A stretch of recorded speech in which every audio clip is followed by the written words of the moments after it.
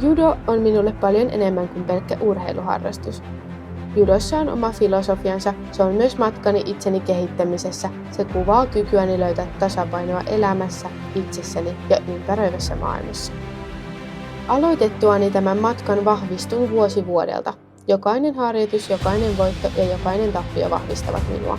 Kun opettelen selviytymään vaikeuksista tatamilla, opin myös selviytymään vaikeuksista elämässäni. Judossa jokainen yksityiskohta, jokainen liike ovat tärkeitä. Se ei ole pelkkää kamppailua, vaan hengen ja ruumiin harmonia. Se on voima, joka tulee sisältä. Jokainen harjoitukseni on kamppailua, en pelkästään käy taistelua vastustajani, mutta myös itseni kanssa.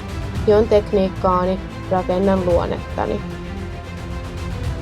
Judo-kasvattaja edistää perinteiden kunnioittamista ja noudattamista. Tämä ei ole pelkkää urheilua, tämä on taidetta, ilmaista kiitollisuutta, ymmärrystä ja hyväksyntää. Opit arvostamaan pariasi. Harjoittelette, selviydytte vaikeuksista ja vahvistutte yhdessä. Me taistelemme, olemme ystäviä. Se on ystävyyttä, mikä syntyy tatamilla ja jää meidän kanssamme. Mitkä ovat tavoitteeni? Pyrin huippuosaamiseen joka askeleella. Judo on muutakin kuin voittoa. Se on matka, joka opettaa minua tulemaan vahvemmaksi ja olla luovuttamatta kohdatessa vaikeuksia. Se on taide, joka muokkaa elämääni ja luonnettani. Minun judoni.